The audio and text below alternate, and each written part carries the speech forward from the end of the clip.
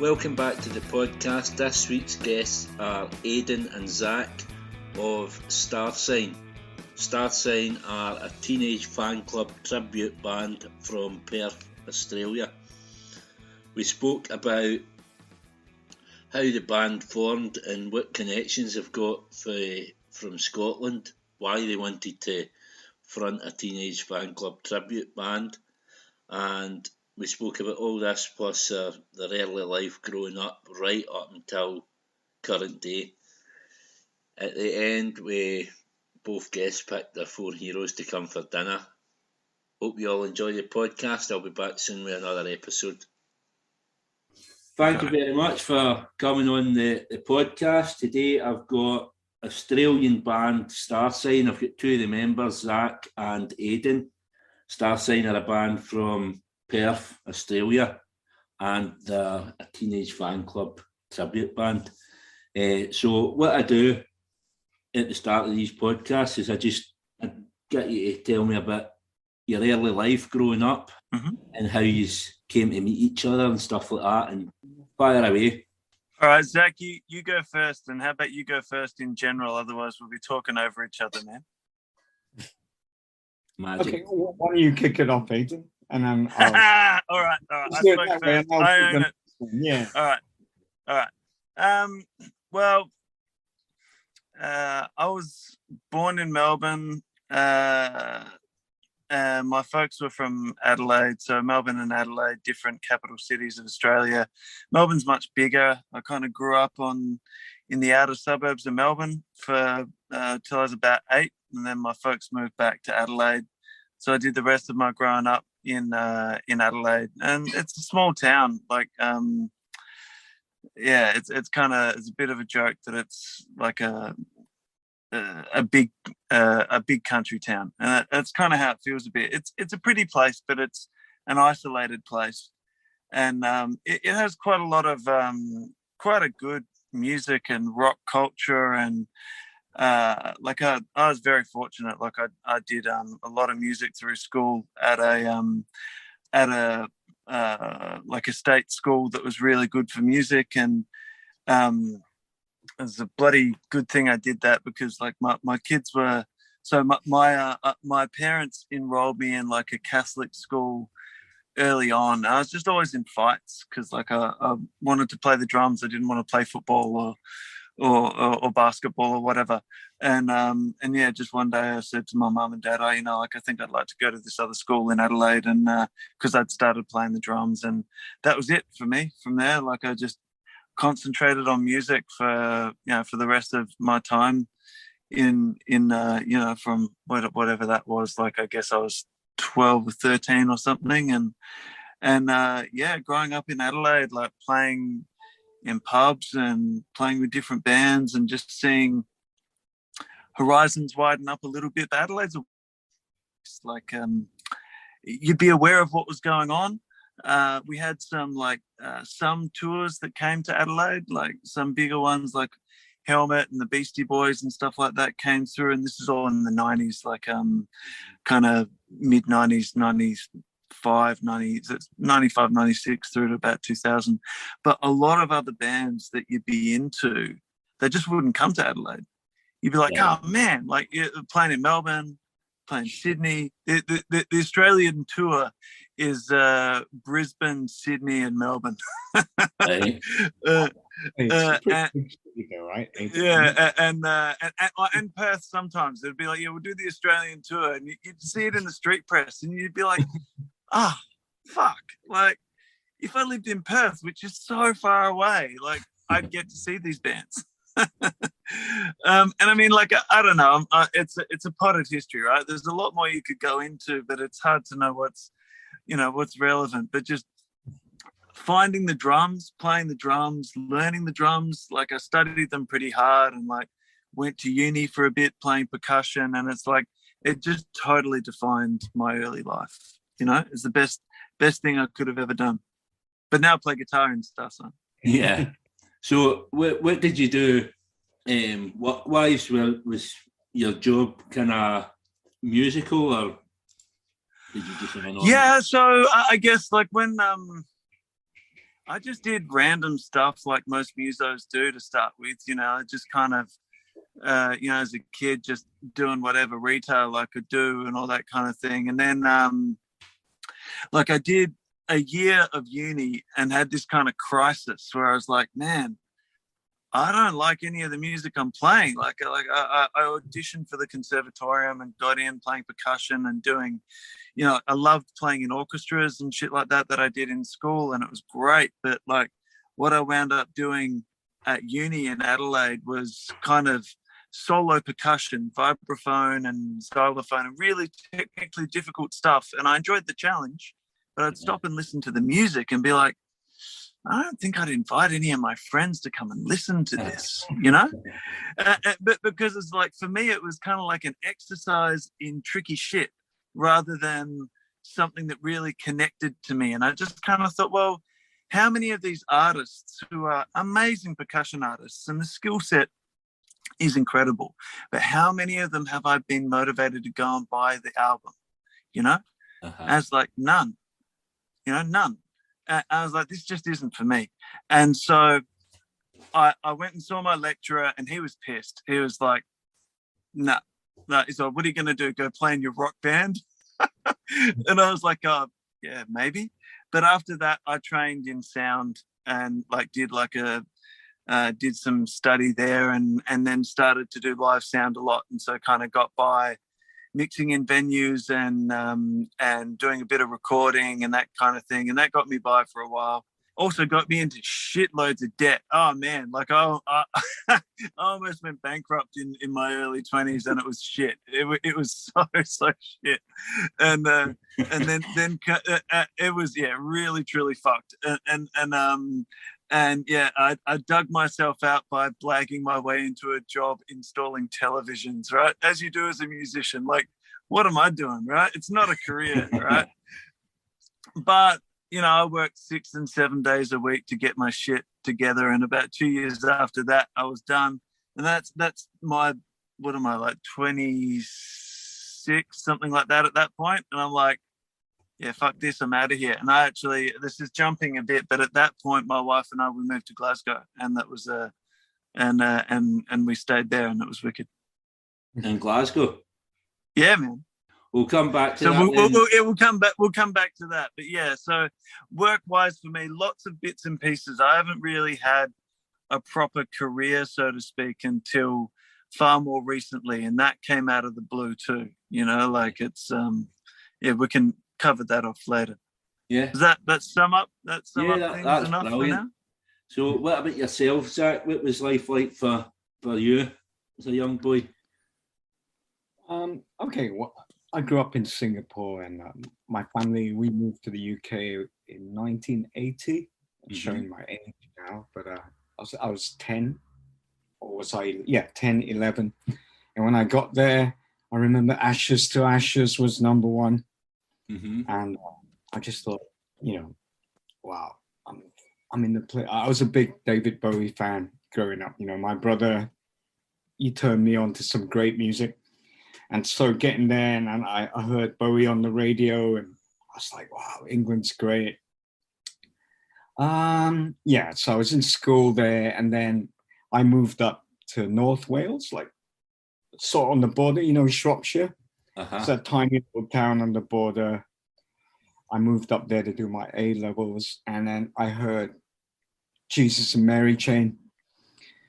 And I was like, what the fuck is that? And that was it. I mean, the whole Scottish music thing's been really prevalent in my life since I was a kid. I loved Orange Juice. That was the first Scottish band that I loved. And that was my brother again, he loved, I think he saw the last Orange Juice gig at the miners' strike benefit at Everything But the Girl. I was too young. He wouldn't take me, the fucker. So I was at home. He'd come home, and he loved Edwyn Collins and the Clothes and that. And I was like in awe of my brother. So I was like, oh man, whatever he's into, I'm going to be into. He liked Iggy, Bowie. He liked some good shit, right? So he turned me on to Orange Juice. And then like 1985 or 86, so I was doing my A-levels, and then I heard Psycho Candy. And then I just thought, fuck it, I'm going to form a band, I've always dabbled in music, never thought I could ever write a song. And then I heard Never Understand, and it's like it's 3 chords in there, like with a fuzz box, you know. So I bought a fuzz box and I formed a band, and this is the whole C86 thing started to happen. So a lot of bands were putting out flexi discs and they'd get played on John Peel, you know. I mean, every day I'd listen, every 3 times a week, Peely would be on, and that was like massive for me. And I'd take the sessions. So I was hearing all these bands getting on the show and getting Peel sessions with a flexi disc. And I thought, I want to do that, you know. And so I formed a band called the Kildares, and we played, we did the whole C86 things, you know. I wrote a fanzine, had a massive bowl cut, winkle picker. And that's when I got into like boy hairdressers. That's when I first heard Norman and Raymond. Mm-hmm. And I like the Shop Persistence and all the cool music that I love seemed to be coming out of Scotland. So my plan was to go up there and try and get in a university there. But because of the band, you know, I fucked all my exams up and I ended up taking a year off in London, trying to be a rock star. And then I formed another band there, and we played all the dives in London. And then I saw Teenage Fanclub one day out of the blue. I think, somebody played me Everything Flows. It was I heard that track and I was like, that's good. That's new, you know, sort of raw. And then they were playing down the road at the venue in New Cross. So that's a bus ride away. Right? I think tickets were like £8 or £5 or something, really cheap. So I go there and it's instant love, you know. Loved the fan club from that point on. But yeah, the whole time I've always been in bands. I'm 52 years old now and I'm still playing in a band, you know. I moved back to Asia when I was 28. The whole London thing really sort of had loads of bands that almost made it but never quite did. You know, we had managers but never got signed to any massive label or even a tiny label. So yeah, I think when I hit a wall at about 28 and I thought, fuck music, you know, I'm going to be a normal person. And no, you can't do that. And by that time, I fluked a job. I'd come back to Asia to see my parents and sort of reconnect and beg my mum to let me some money to pay off my mountain of debts from my rock and roll dream. You know, I owed left, right, and center, and like I didn't have a place to live. My brother was like, you know, bro, you got to really sort it out, man. I'm living on his couch, you know, that sort of shit. And I'm like, I'm nearly 30, man. I'm fucked if I don't come up with plan B.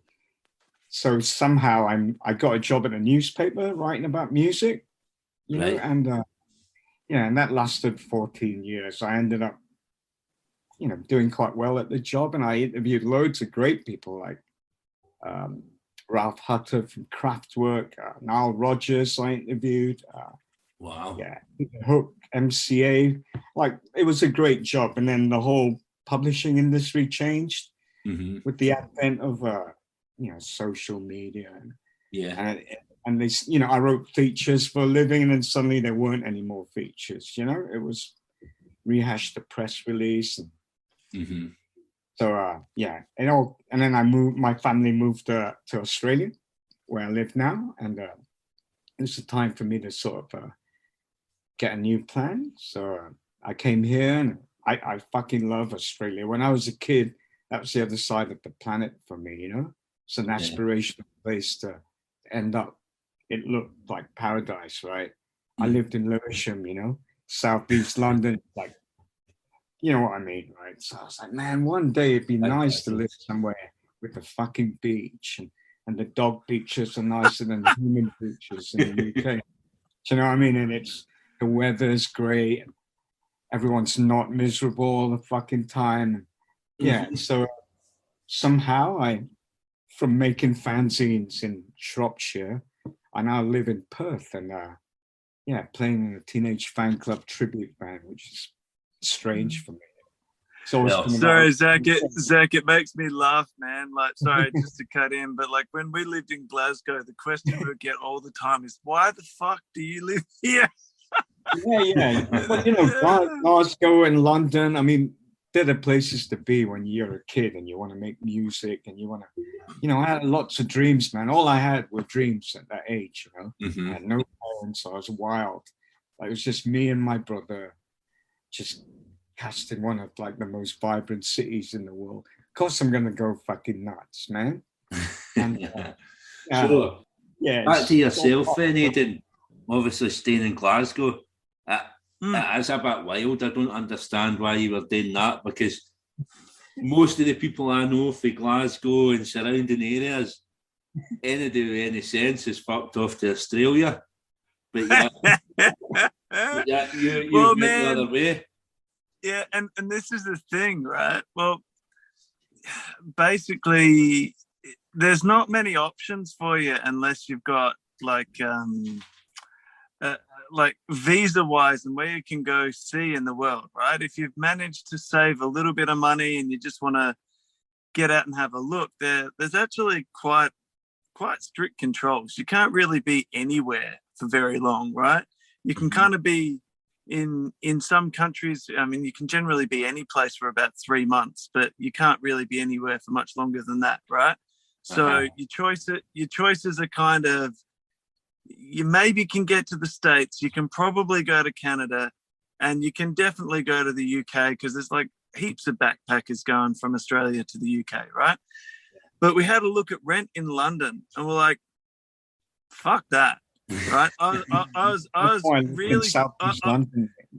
really fortunate that I'd been to the UK really briefly. Like, the school I went to in Adelaide was awesome. Even though it was a state school and the fees were really cheap, we had a really, really great music education. And as part of that, some of the teachers organized like this tour that, we sang in, I don't know, old people's homes and stuff in Adelaide and earned money to help us go over, and we sang in churches in Italy, and we actually went to Ely in England and a couple of other places. And it was like, so I'd been there once briefly, and I was like, okay, so I've seen a little bit. And for me, man, I come from a pretty basic background, and like, for me to get to do that, I was like, wow, fuck, like my parents have never been overseas, to get to go to these amazing places and see the street hawkers in Rome and shit like that. I was like, wow, I've got to do that again, because like I saw that when I was maybe 18 or something. And so life gets in the way, get in a lot of debt, get out of debt, think, man, I've got to go do something different and look at the options. And it's like, well, I've seen London's cool, but I was a massive Mogwai fan, like, and still am, right? Huge Mogwai fan.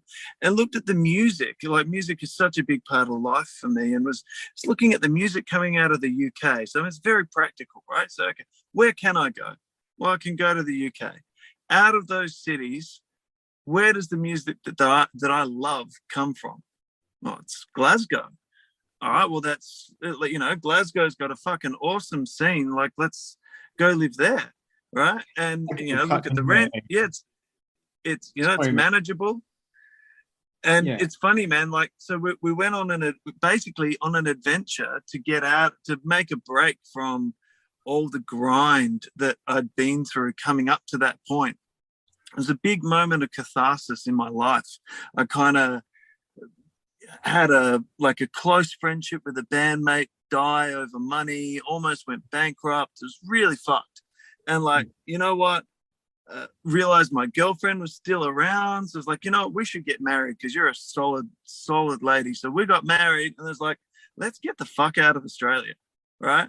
and so yeah, we went to Glasgow, but my wife also plays music, and so we just, it's funny to think about it now, man, but like, we got this crate fabricated in the port of Adelaide. And so I was a very practical kind of get shit done kind of person, and I had a big van because, like I said, I was installing TVs, but it's always about music, right? So I got this crate fabricated and like moved it around, or got it shipped around to a fumigators and got it like treated. All this dumb shit you do when you're a musician is like, all right, we're going to put my drums and going to put my drums in this crate, a couple of guitars each, got a head case made for my Fender amp, and we shipped all of our gear by boat to the fucking port. We didn't even have a house in Glasgow. We didn't know where we were going. It was just like courtesy of the freight forwarder. I vaguely remember. I can't quite remember the name of the company that it wound up with. It's weird, man. It was a while ago now, and it just seems so random. I'm like, how did we even do that? But we like hired a van when we got there and went around and picked it up. Martin, you know? I should mention that I stayed when I came back from England, and I stayed in Asia because I fell in love, mate. I totally forgot to tell you. So I met my wife, and after 11 months, we're married, and it was a trip, you know. Never been in love before, really, up to that point. And 23 years later, here we still are. And this is a woman that like allows me to keep like 9 guitars in the house, you know. She's a keeper, you know what I mean, Aidan? Yeah, like. Yeah, man, I know. And so I think, so our choice to stay in Glasgow was because we just love music and we wanted to break in something different, right? Yeah. Obviously, we didn't move for the weather. I was in shock, man. I was just like, oh my God. It's sunny 2 weeks of the year. You know what I mean? You see that.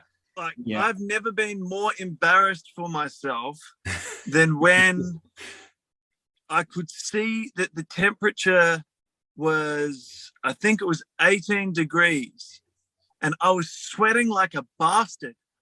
And I'm like, I know it's all relative, and I know I've spent all of winter getting smashed by Glasgow weather, and, you know, like I don't go anywhere without a scarf and a leather jacket and leather gloves and all of that. And yes, I know I've gotten used to the cold. I'm good at this now, but 18 degrees is not warm. I'm Australian. I put up with 40 fucking degrees. That's hot. 18 degrees is not hot. I do not sweat like it's summer at 18 degrees, you know, but it's all relative, right? I was feeling the heat at 18 degrees in Glasgow in summer. You'd be so happy when you got a sunny day. Yeah, so I certainly don't miss the weather, man. But you know what, man? It's different, right? I reflect on it in a different way because the weather is so difficult, right? The music culture is more vibrant. It's passionate, you know, like it's like a deep, visceral connection. Like everybody's in, and that's why I just loved Glasgow, man. And if it wasn't for visa, not difficulties, but just the way the international law is, if we could have stayed, we would have. But we would never be having this conversation now if we had. No, you know, it's yeah. Whereabouts were you in Glasgow? Where were you staying? We started off in Hillhead in this really shitty like downstairs unit at the end of Curzlan Street. So it's like near the corner of Great Western Road and Curzlan Street. And trying to bump into Bill Sebastian, trying to bump into an Aidan. You gotta understand, I'm just some idiot from some quiet town in Australia. Like I don't know anybody. Like it's like I look at that time, which would have been 2007 or something like that, 2008. If I'd walked past Alex Kapranos, I would have known who he was, right? But for me, I wasn't really a big fan of Franz Ferdinand, but like for me, it was like I would have shit the bed if I'd run into Dominic or Stuart, you know, like because they're the people that I thought were great from Mogwai. It's just like, you know, those guys are music, you know. I didn't even realise that you'd been this close to Scotland. Well, to be this close, to be in Scotland. When you came back, how did you end up back in Australia, and how did you all meet in the back? So it's quite funny. I've done a fair bit of talking now, but if you want the tourist experience, to be reminded that you're an utter piece of shit when you're like out and traveling and you mean absolutely fuck all to anybody. Like my wife, we were both doing admin jobs, and it was kind of great, like really low responsibility. We didn't have kids. We're just like working admin jobs and we both played. We played together. Like we actually landed a spot playing as a local band on Tea in the Park, and it was wicked, right? And then one day, she gets fucking frog marched out of her job, just like, hey, we don't really understand your visa. We're not sure if you're really actually legally able to work. It had pretty weird wording to it. It was pretty ambiguous. And they're like, actually, so yeah, sorry, that's it. And we're like, oh shit. Well, we haven't really seen that much. We've done a fair bit of, I think we went over to see Primavera in Barcelona and that kind of thing, but we hadn't really done that much. And it was like, okay, well, I guess the adventure's kind of coming to a close. And because we thought, oh shit, if this has happened with one person, it's probably going to happen again, because the visa was worded so badly, right?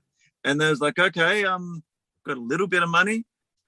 But I guess we better split. And so like we walked out of our, by then we'd moved to Cowcaddens, and I reckon it sounds so dramatic, but I'm pretty sure we walked out of our flat on the 1st of January 2009, walked up the road with our cases.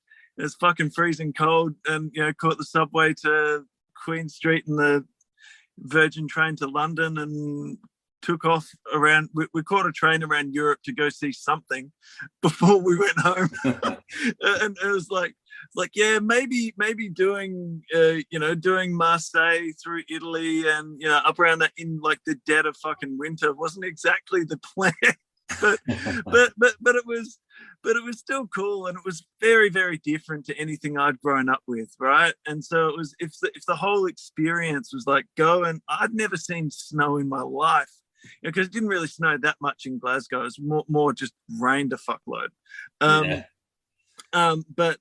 yeah, and then I guess the segue to how we got to now is that sitting in a friend's unit in Berlin, coming back, we're like, I was just like, I don't want to go back to some random shit. Like, I don't want to wind up just putting TVs on a wall or selling drums or something like that. Like, how the hell am I ever going to get to live back in Glasgow, right? And my wife and I had this chat, and we're like, yeah, the only way she and I would ever get to live in the Northern Hemisphere again is if one of us has like a tertiary qualification, some kind of uni education. And I'd heard about, this is random, man, but it's true. Like, I'd heard about groundwater and hydrogeology, and I was just fascinated by it, right? And it's so different to anything I'd ever come across. And yeah, I just got on the internet in my friend's flat in Berlin, looked up some uni degrees that had that in the title, and applied for a number of university degrees on my way back to Australia, because I just had to do something different and kind of needed a way to get back. And got accepted to one, because thankfully, even though I quit my uni degree because I didn't want to do it, I didn't throw my exams in my first year. Like, I actually had a decent go at it. Mm-hmm. And I got off the plane in, I guess, mid-January, and by March started studying environmental science, and felt like the most ignorant person on the planet.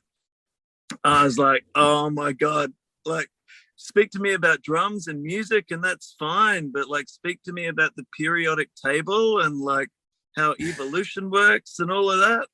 And so these days, fast forward, whatever it is, I guess, over 10 years, Mm-hmm. I'm now a qualified and practicing groundwater scientist, and I'm over here in Perth because these days I work as a water resources kind of guy, and I contribute to Perth's water supply. Right. But I still you never stop playing music, right? Mm-hmm. And I, like, in the process of trying to get playing again over here, I just put out a random message on Facebook saying, I'm into Smog and Sparkle Horse and, like this kind of singer-songwriter stuff, Elliott Smith, like that. That's what I kind of do. Is anyone out there doing that? And the only person that wrote back was Zack. Right? And he's like, hey, you're probably not going to meet a lot of people here that are into that. and so yeah, and yeah, then he and I played a show together after talking a bit, and he's like, would you ever play in a cover band? I'm like, I'd never thought of it. And he was like, we've been kind of bullshitting about doing a Teenage Fanclub band for ages. Like, would you be keen? And I'm like, oh yeah, actually those songs are great. Like, yeah, that'd be great. And yeah, I guess the rest is history. Right. Well, that is funny. Like the first time I heard Teenage Fanclub, or heard like a Teenage Fanclub song, was in one of the local pubs, and it was one of my pals covering it, and he covers Teenage Fanclub all the time. But I thought it was his own song for the first maybe 3 months that I went to see him. I thought it was his own song, and there's a story in that. But I'm getting him on the podcast in a few weeks, so I'll get him to tell. Don't blow it. I'll get him to tell the tale. But yeah, it's amazing how I've never seen Teenage Fanclub live, but I love them to bits, and all down to cover songs. And then I meet a covers band like yourself. So, Zack, then you want to take up the story for there and how the rest of the band get involved in. Yeah, I mean, from a personal perspective, I told you about my love for Scottish music. It goes way back. I mean, Orange Juice, the postcard stuff. I loved Primal Scream as well. I used to read about Bobby Gillespie's club. You had the Splash Club, and that club was it's quite a pioneering sort of indie disco night, way before indie discos were even a thing, And I think Alan McGee had a similar thing in London. So I was always on the periphery of that. I was aware of all the good shit coming out of Scotland, and for me, growing up, anything coming out of Scotland, I need, like Glasgow especially, I'd twig, and from that I learned about Paul Quinn, like Borgie was one of my really underrated Scottish band, Friends Again, that was another one, and I can't lie, I even like Delamitri, mate. That first Delamitri record really blew me away. And it was just that Scottish thing, that sort of melancholia. It'd be poppy, but there's an underlying sort of human element to it when Scottish bands played, It's that indefinable thing that you didn't get with English bands. I spent 5 years in the UK, and I lived in London, and I can count the amount of great London bands on one hand, as when I was there. All my favorite music came from further up north, but I think I'm getting a bit sidetracked here. Anyway, my love of Scottish music runs deep. So how did Star Sign come up? Like our friend Barry, he got in touch with me. Now, Barry and I have been Facebook friends for a while. And out of the blue, he propositions me with this Teenage Fanclub thing. He's like, look, I've got a great name for a Teenage Fanclub tribute band. Star Sign. I'm like, well, that's a great fucking name. I can't believe no one's nicked that name before. And he's like, do you fancy trying to get a tribute band together? And Aidan would confirm this. In Perth, that tribute bands get loads of gigs, and it's a really popular thing here, isn't it, Aidan? Yeah. So, where was I? Yeah. So Barry came to me with it, and so I started thinking about the band, and I just connected with Aidan on Facebook, and it was fantastic. I think we talked about Mogwai, didn't we, Aidan? Yeah. I took care of Mogwai. You tell your Mogwai story, man.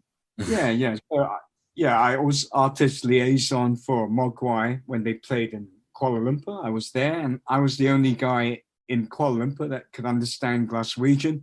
Right. So I got the gig of driving the band around for like 3 or 4 days, and we got on like a house on fire. So anyway, so I talk to Aidan, and he sends me a picture of his amp, and on the amp there's the Young Team logo. And I think I said, well, that's a Mogwai. You're into Mogwai, mate? And then, after that, we were fast friends. So when Barry mentioned that, yeah, we're going to get this fan club band together, somehow I thought, well, Aidan's, you already told me you were a drummer, Aidan. So I was like, he can play guitar as well. If we could clone Aidan, right, we'd have he could play drums and guitar. Well, and that was the plan, But yeah, I knew Aidan had the chops to do the Raymond thing, and the songs speak for themselves. And Aidan's a man of great musical taste, so it didn't take long for him to come on board. And I think we really gelled in the practice room. That was the main thing when we first got together. Mm-hmm. Yeah, there was a chemistry, and it's easy to play with these guys, man. They're like proper soulful musicians that listen to melody. We've not got a lot of ego in the band. Yeah, no, I mean, you just seem like really friendly guys, just kind of up for a laugh and a carry on.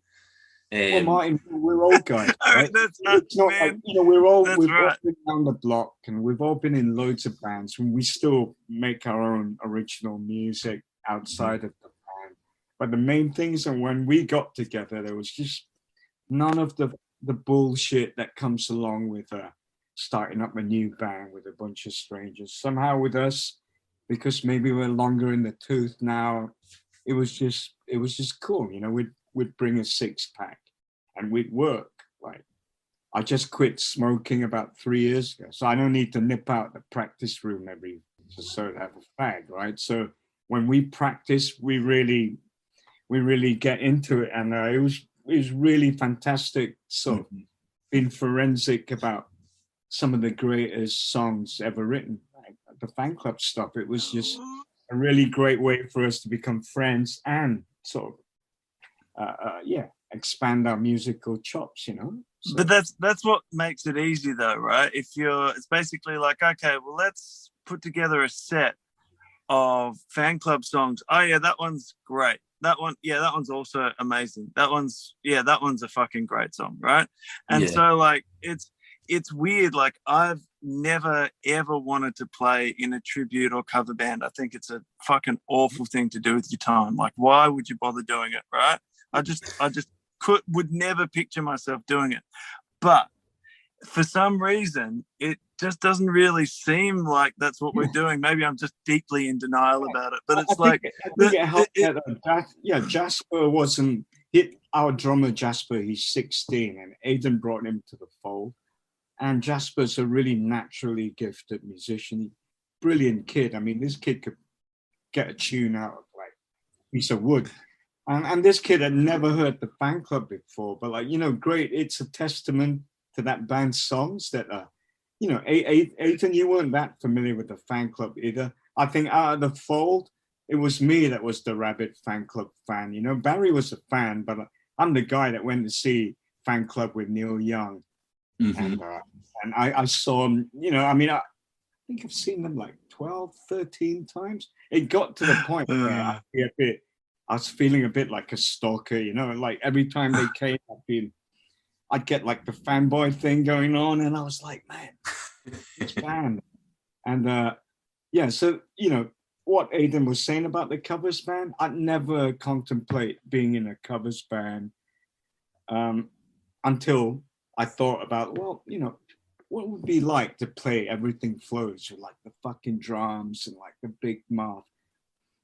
I think it'd be great. I just thought I'd give it a go because these are nice people, lads. So really, the songs are so fun, right? Yeah. And when you talk about us appearing, kind of coming off like easygoing kind of people, just up for a bit of fun. It's like they're just such great songs, man. And like the songs are so they're just about music, It's like each one of those songs is just an exercise in trying to write a fucking awesome song. And like I guess really, really, really big pop music is probably the same, but doesn't have the same soul.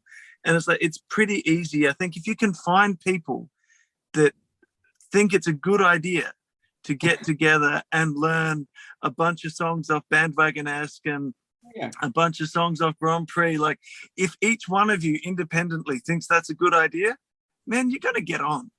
And exactly how it worked. There was a reverence to what we were doing. You know, everyone had a lot of sort of respect for this catalogue of songs, and I think we sort of approached it. It is kind of funny because naturally we fell into the three singer-songwriters thing without even manifesting that at all. It was just, I think this one is really good for Barry to sing. I think Zack, this one would be you. It was just natural that we have never sort of sat down to sort of ruminate, well, who's going to be Jerry? Who's going to be Norman? We just said, fuck it, you know, whoever sings this best sings it. And it just fell into place that way, really naturally, yeah. So, cool. So there's no plans then for getting outfits and things like that, and being like a kind of bootleg Beatles-esque Teenage Fanclub. Do the fan club even have an outfit that you could wear? Like, well, I'm sure you could source something for your. You must have some clothes for your time back in Glasgow, Aidan.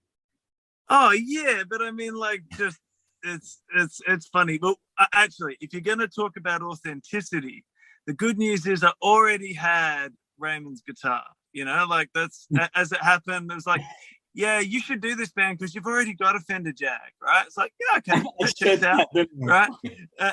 And it's like, and you've already got all the. It's like, basically, you can wail like that, so maybe you should do that. Yeah. You know, and then he drummed like a cross between Brendan and Paul, right? I was like, shit. Again, we got to clone Aidan. I've got to find a way to make two Aidans, and we can get him on drum. But then, this is where Jasper's amazing, man. Like, he comes in and he plays in his own style, and but I guess he's just wonderful. And I think, in short, I don't see us trying to be Teenage Fanclub. We just love their songs, and you know, because we're not, right? Yeah, with the band, I mean, you know. If you trace it back, you know, I saw a fan club covering Orange Juice, and it made me so happy. It's like, oh yeah, of course Norman would like the postcard stuff. And there's a lineage that runs through them, that runs through me, and now it runs through our band. Like, do you know what I mean? We never manufactured anything, and I think that speaks volumes. If it were something that we sat around a table and thought, well, you know, we're going to do this, and you know, it's like a military operation trying to put all these pieces together to form this, then I don't think I would have had as much fun as I'm having now. Like, you know, with this band, yeah, it doesn't feel like we're in a covers band at all, right? It's well, with it as is four guys playing songs that they love, and that's exactly kind of, when you boil it down, that's what it is. So I think it must be, man. When did all this come about? Then it's pretty recent, isn't it? Yeah, definitely. Like, we had our first rehearsal 3-4 months ago, something like that.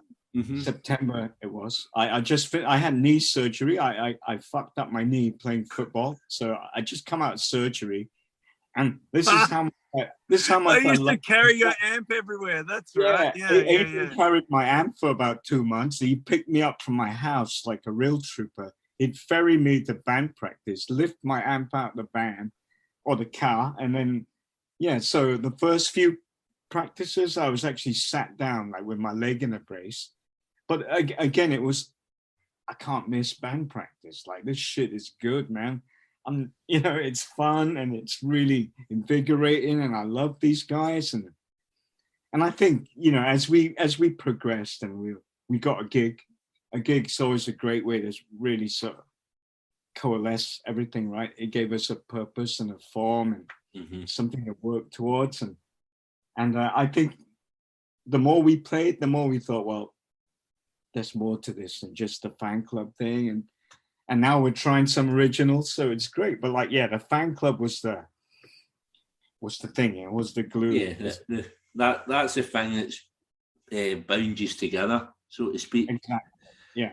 So because we're quite different as songwriters as well, you know, like just like the fan club. I see Aidan, I always used to tell him he was the Raymond, and his original songs have kind of like an angular feel to them, not unlike Raymond's tunes on a songs of Northern Britain. Mm-hmm. I've always been told I've got the Jerry thing. I even sound a bit like him when I sing. Well, my wife thinks so anyway. And I you know, I love the Graham Parsons and the Neil Youngs. That was what I listened, like that country thing, Gene Clark. Mm-hmm. And it's weird that Jerry likes that stuff too. And Barry's a pure pop kind of guy. His original songs are massive choruses. And in a different world, he could be the Norman. So we had that sort of chemistry already in place, you know. That's amazing. It's as if you were kind of meant to be the Australian Teenage Fanclub. So, obviously, I mean, I only discovered you just after Christmas, your Facebook, and I seen all your videos of your kind of practices and things like that. I thought they were amazing. And you can see the dynamic. I think the way you have shot those videos, it captures it really well. Thank you, man. Obviously, so that gig that you played, that was your first gig, was it? It was our first gig. Yeah. Right. And I got to say, like, the way we practice, is a lot of it is down to Aidan sort of gelling us together. I'm by nature a very lazy person, and I like to chill. And my favorite band practices are not real practices at all. And Aidan actually has taught me how to practice properly, you know? When I was a kid, it'd be 2 songs, 3 spliffs, another song, roll up another spliff, and so on and so forth. When I work with Aidan, it's not all business, but it is, you know, but in a nice kind of, it doesn't feel like business, but we don't stop for 3 hours straight. And that was new to me. Because it's so true. It's just like, I'm smiling, but don't fucking waste my time, eh? And, you know, I knew I wanted these guys in the band, so I'm like, man, this is what it takes to play with this caliber of music. Then I'm gonna fucking do it. Right? So no, it's been really fun, and those videos were fun too. I've never done anything like that before, and I think maybe something that makes this project quite interesting is that we're each of us trying things we haven't really done before, you know, like Barry has experience playing in tribute bands. Zack and I don't really, right? Neither does Jasper. Jasper's doing a lot of original stuff in other bands as well. But then, you know, we start getting a set together and it's getting good. And then I'm like, you know what, we should probably record ourselves playing. You know, I've got years of experience as a sound engineer, like working in all sorts of studios. I've got paired back gear now, but you know, I've still got that skill set. We do that, that'll tighten us up. And then we start doing that. And it's like, oh, actually, why don't we try and actually capture this on video? And Jasper's like, oh yeah, I can do something with that. And you can imagine us all old bastards going, oh, that sounds cool, you know. And then I put the effort into capturing the sound, but it just helped us tighten up. And then we're looking at it going, actually, we should share this. Like, this is fun, you know. And it's a really amazing thing. I'm trying to think about what other kinds of bands that this could happen for. And I think it really is unique in a way to the fan club, and the kind of, you know, that line that's drawn kind of wouldn't even be the same with Lemonheads, right? It's different. It just is, you know, and it's like, it's just a community around loving music, loving pop songs, like, the thing about fan club is it's just this really lovely mix of brutally loud and gorgeously melodic, you know? Yeah. And we just try and do that. And it's been really fun to capture it. I think the next thing we should do, and we've been talking about a little bit, but if we do something similar, it's got to not be a rehearsal room. You know, we'll we know we can kind of do it and we'll make it look nicer, so that you can kind of think, oh, that actually looks nice as well, But No, I think the videos are cracking. I mean, that it just came up on my Facebook and it drew me in right away, and I watched all the videos one after the other. Thanks, man. So I don't think you need to worry about that aesthetically. I think it's fine. Man, like seriously, that's so cool. Right? You gotta try and streams. Yeah, you gotta try and put yourself in the mindset of living in a faraway city on the edge of a faraway island, and then like and like something you do just for the pure enjoyment of it. It's a testament, I guess, to what to how close we can be with all this technology, which is also kind of a bit of a poison at the same time. But it's the coolest thing, man. It's so cool to be able to share it. Yeah. It's rare to meet a fan club fan that's not really clued up on music and is a bit of an asshole. A lot of the fan club people that I've met, they've all been really sweet people, and I think that's the vibe the band put out with their songs. And they come from the heart, and the heart and soul is a big part of the fan club aesthetic, and that rubs off on the people that likes the fan club. And again, I've not met a fan club fan that's been a dick, and I think that's really cool. And when we put those videos up, I shared those videos, and I was like, it'd be really cool if these people liked it, because these are the people that really know their shit, right? I mean, that the fan club people, they know the Birds, Gene Clark, Velvet Underground, right? And for them to sort of dig those little videos that we made was just beyond. I mean, it really sort of validated what we were doing. Mm-hmm. Prior to that, we were like, I think it sounds good. What has that been like? Have you had a lot of engagement through your social media? For our standards, I would say yes, but I've got low standards when it comes to engagement. I'm like, if 10 people like it, I'm happy. So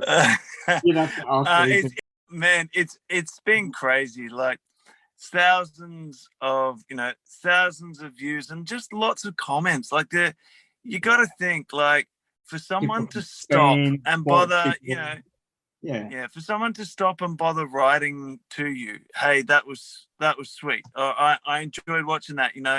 Great drummer. I think one of my favorites was like, next time you can show some of the drummer's head. because poor Jasper's phone, just the way it was set up, it just was like shooting the drum heads and his hands playing, but nothing of his actual face. And it's like, when people bother to engage and kind of have a laugh, I think that it's so good, man. And I think that's also a big part of the fan club too. It's like we saw them play, Sarah and I, at this festival in Scotland called Connect ages ago, and it was the first time I'd ever heard someone say the word jobby, and I had no idea what he meant. and it was just like the humor of those guys is great. And if I remember correctly, it was like, someone's just thrown a prune up on stage. Like, I just saw it fly through the air and land at my feet and thought, is that like a wee jobby or what's that? And I was just like, you guys are great. I don't know what you're talking about. Like, I heard every word that you just said, and I don't know what it means.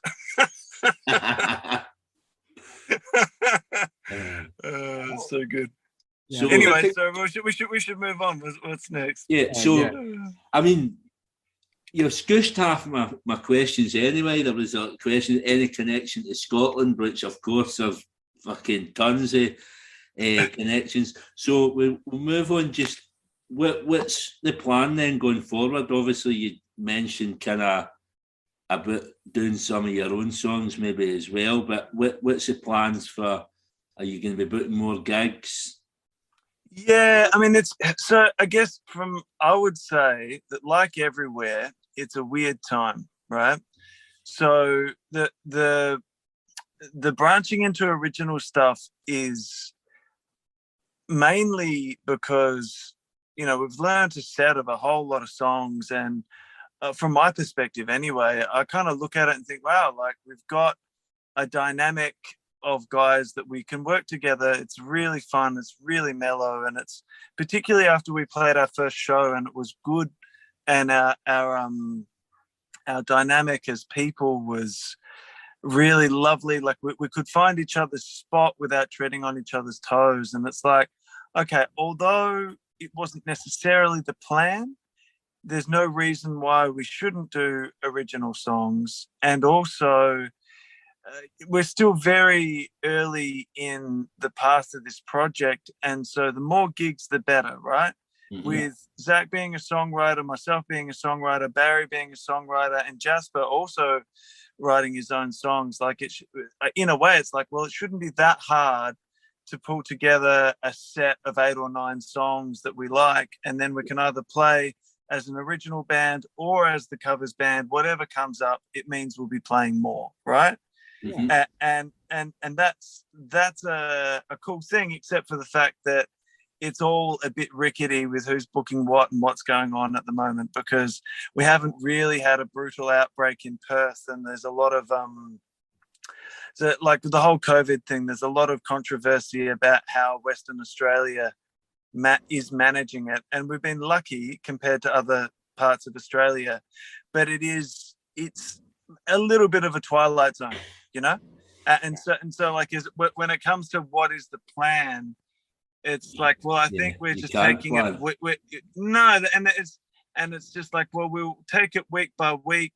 You know, this week we're working on one of Zack's songs and probably another one of Barry's, and that's what it's like. It's like, well, okay, this week we're doing this. It's the sheer love. Like we do these things because we love getting together, right? I mean, personally, Wednesday night is the highlight of my, week, really. I mean, like weekends are for family, but like midweek, I've got this beautiful thing that keeps me going through the working week, where I get together and for like 3 to however long we play, it's all about music. It's about pure love of music.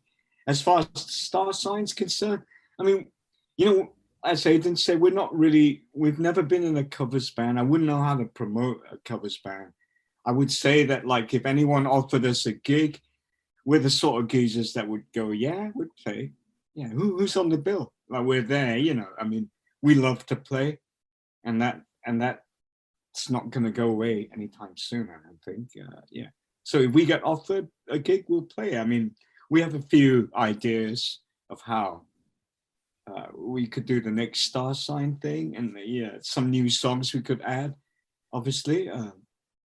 So I mean, I would love to see you at some point in the UK. It'd be nice to see you if Aidan can make a return to Glasgow again, if he can sort his visa.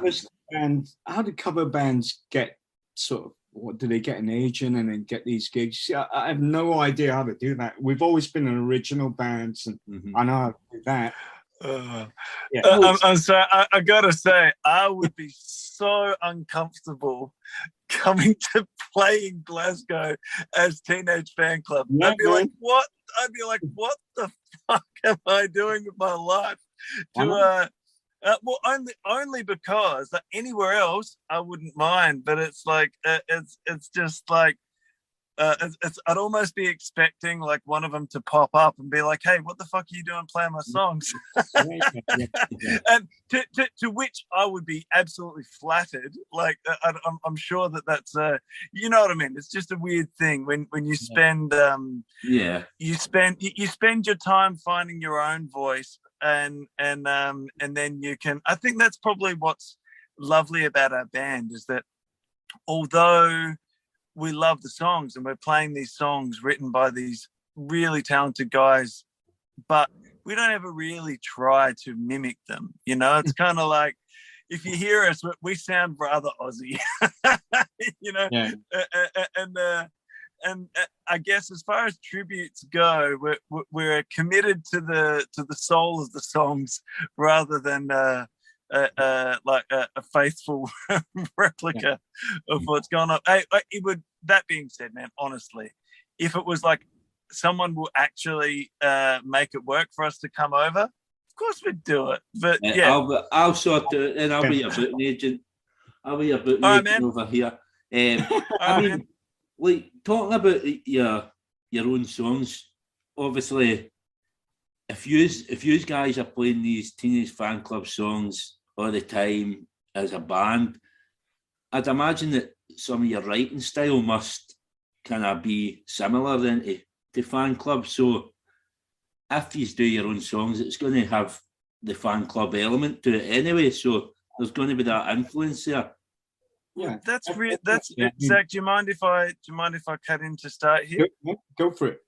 You know, man, I think that's really interesting because when I started to really dig into what Raymond plays on the guitar parts, right? He's never playing what Norman's playing ever, or rarely, and when he is, it's deliberate. Right. And I was learning how to play some of his parts by watching him play and that kind of thing. And I was like, actually, I'm realizing that the way he plays guitar, like him and Lou Barlow and Jason Lowenstein from Sebadoh, they all have this kind of way of playing pop music where it's strange chord voicings. And I was like, actually, this isn't that alien to how I play guitar anyway. And that's when you realize that people like that have had this massive influence on your musical development that you wouldn't have necessarily been able to articulate beforehand, right? And so a lot of my writing, it's funny, I joked to Barry the other day that I've spent the last probably 4 to 5 years, I've always had a real passion for aggressive punk and metal, and like my favorite bands in that genre, like Hot Snakes and the Bronx and that kind of thing. And like I do a fair bit of screaming, and that's where I'm at. And that's the barrier, you know, like I've spent the last while like focusing on writing bangers, right? You know, like and that's not going to work in this band. Like that's not what this machine is for. And so it's been interesting to kind of work out how to how to do it. And it's been good actually, because it is dialing back the aggression and then working more with the color and the harmony. Because man, when you've got two other people you can sing with, you got to do it. Yeah, and it's been great.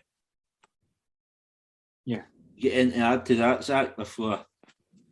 Yeah, I mean, just to expand on what Aidan was saying, I mean, you know, getting deep into the songs, like a lot of my role is playing bass in the song. So I start to understand what the melodic thing that Jerry was bringing into the fold. I mean, not just as a songwriter, but like his bass playing was really economical. He never stepped on the guitar lines. And that's just that's just so Fan Club, right? There was a lack of ego in the way those four guys communicated through their instruments. And that reflects the way they are as people, I think, and it reflects the way we are as people. You know, this is the first band that I've been in where this sort of jousting for pole position that's so prevalent in a lot of bands, that just doesn't happen in this band, because naturally everyone just wants to work for the common goal, which is to make the song the best it can be. And it is really refreshing, and it's cool. And that's very Fan Club. If you listen to all their catalog, you know, it's all about the sort of the cohesive whole. Yeah, right. It doesn't matter if Raymond wrote the tune. It doesn't matter if Jerry wrote the tune or Norman. Even Brendan, you know, he had a couple of tunes, right? I think Bandwagon is some of the rock, and you know, it was just four mates working together as a team to make this music, and that's how we are, which is great. Yeah. So that's us. When we've covered quite a lot obviously the last bit of the podcast is it's got Time for Heroes, and I asked you to pick. It says 4 heroes to come for dinner. It can be as many heroes as you want, really. Okay. I'm gonna go for this. So I'm gonna throw a dinner party, and I'm gonna invite Bowie. I'm gonna get in together with Lou Reed because Dave and Lou, as you know. I'm gonna invite Tony Wilson as well. And to hang out with Tony, I'm gonna invite his mate Marquis Smith. I think they'll add the Mancunian thing. Mm-hmm. And just to throw it into the mix, like I'm going to throw Levon Helm in there because Levon's got the history of rock and roll, and he's from the deep south, and he's gonna charm David Bowie, and he's gonna irritate Lou, and then Paul Oakenfold's gonna DJ, and then catering, I'm gonna order pizza because I want to get drunk with the guys. You know, I don't want to be fucking around in the kitchen. So yeah, that's my part. Yeah. Yeah, I thought about that one. That was a good question. Like the whole day at work, I'm like, who the fuck would I invite? I want to invite Brian Clough, but he's a bit of an arsehole. Brian Clough? Yeah, man. I was a bit of a Forest. I support Everton, but as a kid, I love Forest the Kid. And Brian Clough was cool, but I think it'd irritate Lou Reed and they'd get into a fight. So yeah, I'd keep it chilled. You get it out. Cloughie's staying in the house that night. You like Cloughie? Well, he's a legend, right? Yeah. Do you know what? The last few weeks on the podcast, I've had there've been a few footballers picked. We've had Maradona and we've had Cantona and now we've had Brian Clough. So we've had some good. Yeah. I was thinking of a footballer, but you know, all my favorite footballers are still alive. I thought I'd make this one like as a resurrection party. Mm-hmm. Yeah. All right. Fucking night of the living dead. Yeah, and I'd be there like serving takeaway pizza, finger foods. You woke me up for this, you motherfucker. Each of them is really pissed because you only offered them pizza. Like, God knows, yeah.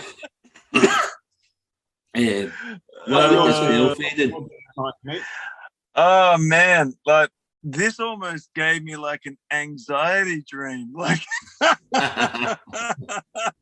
it's funny, man, because I don't know. Like I have thought about it, of course, and I do have an answer, but I was like profoundly uncomfortable with this whole thing because like I don't usually think about people who I keep on a pedestal or something like that. But I was like, come on, you got to have an answer. And so I thought about it and I've stuck with music because and I was thinking about like the whole dinner party thing. You got to think about actually wanting to speak to people, right? And like, you know, what kind of an actual event are you going to have speaking to these people? It's very different to be like, what you do with your art and your music, I think is fucking incredible. And that is very different to like, hey, let's actually have a decent night out. Right? You got to pair them up. I paired Tony Wilson, Martin, and then exactly. Lou, but David, and then they'd be together, you see. But okay, so the thing is that in a way I have already had a meal with one of my heroes in a way that I've never ever anticipated, and so I was kind of started there, and like I'd definitely have a meal with him again. So Bob Weston from Shellac is a fucking dude, and he mastered some music for us, and the one time we visited the States, we made a point of visiting Chicago and just hit him up and see if we could catch up with him and see his mastering studio. And by the by, he was like, oh, what are you doing tomorrow? I'm not doing anything. And I went and had breakfast with him, and he's a dude. So definitely we'll put Bob Weston from Shellac in the mix because he is he's a fucking legend, right? He's funny and knowledgeable. He's a dude. And again, if we're talking about personalities that would probably clash, I don't know. I'm in two minds about this, but the drummer that made me want to play drums, and I learned all of his beats back to front like a fucking disciple, is of course Dave Grohl, right? Mm-hmm. And it's like you see footage of Dave Grohl and you're like, yeah, I don't know, like he's a, you know, whose kind of guy is he really? Like, I don't know, but he'd probably be fun, right? Well, I think Dave Grohl would be brilliant to hang out with. Yeah, great fun guy. Yeah,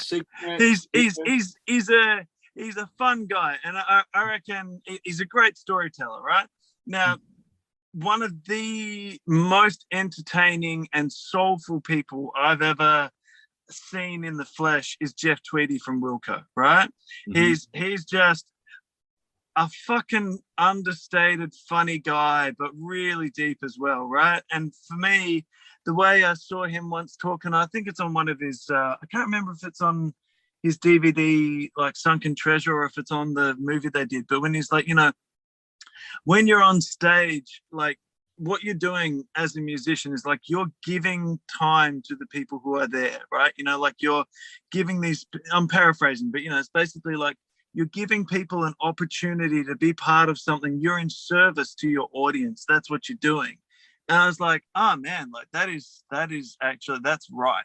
You know, it's like you can see all this bullshit about it being, you know, about you and it's your personal fucking I'm a rock star bullshit. And it's like, and when he articulated that, I'm like, yeah, that's correct, right?